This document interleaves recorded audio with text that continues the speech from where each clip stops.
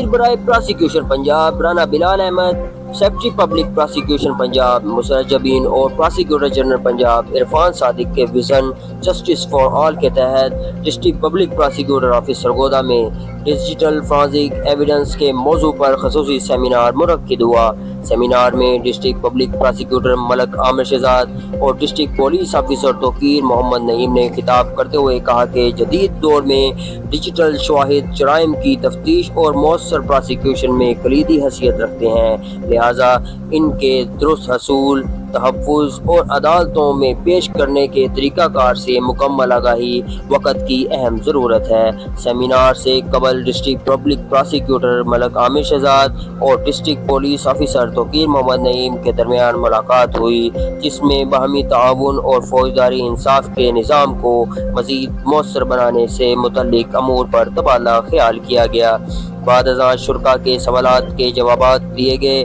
اور digital forensic evidence کے عملی و قانونی پہلوؤں پر تفصیلی بریفنگ دی گئی۔ اس موقع پر میڈیا نمائندگان بھی موجود تھے، جنہوں نے ڈیجیٹل فرانزک ایویڈنس تفتیش اور پراسیکیوشن سے متعلق مختلف سوالات کیے،